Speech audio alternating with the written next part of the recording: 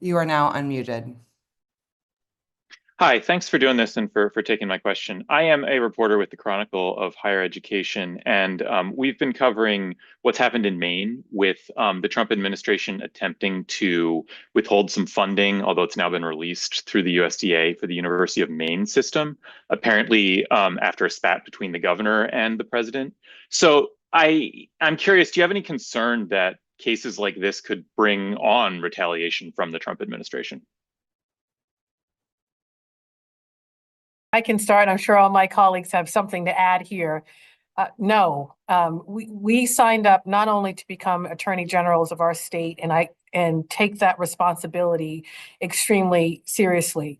I'm the first Black woman to serve as AG in Massachusetts. And I tell my constituents? It doesn't matter that I'm the first if I don't stand up and exercise the courage that is necessary in this moment in time to fight back against an administration that seems bent on creating chaos and confusion, to create fear in our communities, and most importantly, to continue to take actions that are unlawful. We are here not only to defend the rule of law, but to protect our residents and to protect our respective states' economies.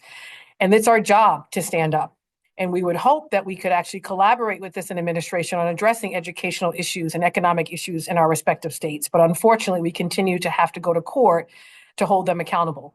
And so I will continue to do that on behalf of the residents and companies and others here in Massachusetts, and do it without any fear of retribution, because we know why we do this work. I know why I do this work, and most importantly, who I serve. And in this context, it is the most vulnerable who need our advocacy the most.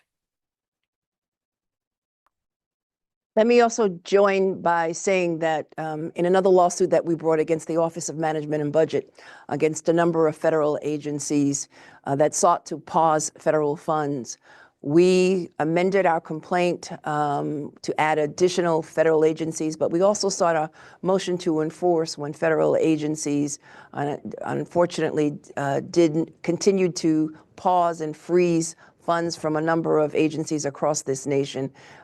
That issue was resolved, and we did not have to file a motion for contempt. But in the event that, in fact, this government, this federal government, refuses to comply with federally court orders, we are prepared to use all of our legal options at our disposal.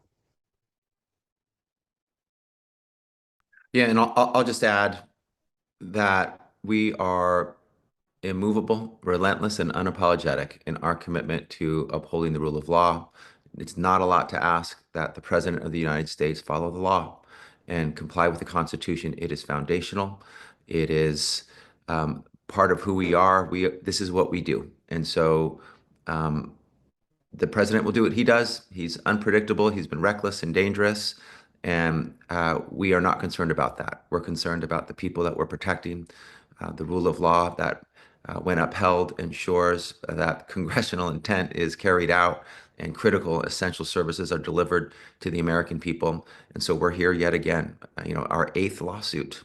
And we only sue when something unlawful has been done. If all we have is political grievance or ideological difference, we have absolutely nothing to do in court. But when the law is broken by the President of the United States, it is our job, our duty. We will continue to do it. Again, unapologetically and immovably, to make sure the rule of law in the United States of America is followed. And Rick, Thank you. I'll just also do a quick follow-up. In my public school, if a bully like President Trump was on the playground, he would have been expelled. He would have been taken off the playground, and he would no longer be a part of our class. What he does is no different than that bully on every playground that we find in schools. And it is our job to make sure that we're strong enough to withstand whatever he wants to put forward, because what he does is simply unconscionable and unacceptable.